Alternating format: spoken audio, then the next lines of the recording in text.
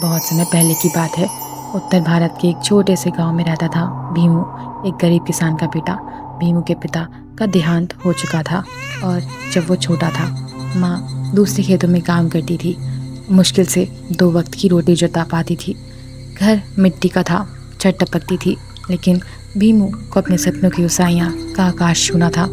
भीमू को पढ़ाई का बहुत शौक था, लेकिन उसके पास किताबें नहीं थी, तो वह गांव के स्कूल के बाहर बैठकर मास्टर जी की आवाज़ें सुना करता। कई बार उसे कपड़ों का मजाक उड़ाया जाता, कई बार वह स्कूल से भागा लिया जाता, लेकिन भीमू ने हार नहीं मानी। वो एक दिन दूसरों के घर बर्तन मांजता, खेतों में काम करता और रात में पेड़ पे नीचे चिराग जलाकर पढ़ता।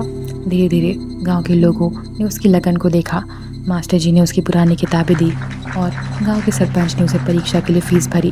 भीमू ने गांव के बच्चों के स्कूल में टॉप किया, जिला स्तर की परीक्षा पास की, फिर शहर के कॉलेज में दाखिला मिला।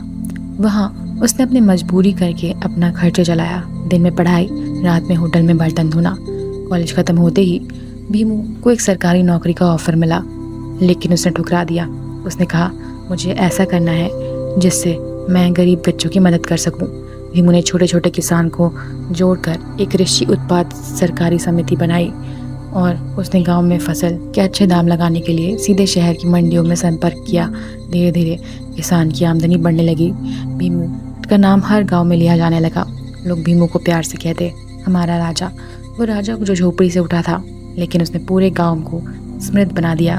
उसने गांव में स्कूल बनवाया, अस्पताल बनवाया और गरीब बच्चों की पढ़ाई में मदद की। उसका पहनावा अब भी सादा था, लेकिन सोच बड़ी थी। एक दिन वो अपने पुराने गांव लौटा, वही पेड़ के नीचे बैठा जहां वो कभी चिराग जलाकर पढ़ा करता था।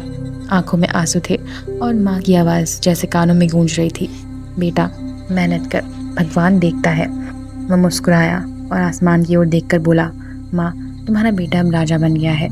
इस कहानी से हमें यह सीखने को मिलता है कि हालात जैसे भी हो, अगर मेहनत और ईमानदारी साथ हो तो कोई भी गरीब राजा बन सकता है। भूमि जैसे लाखों देश हमारे देश में भी है जो सपने को हकीकत बनाना चाहते हैं।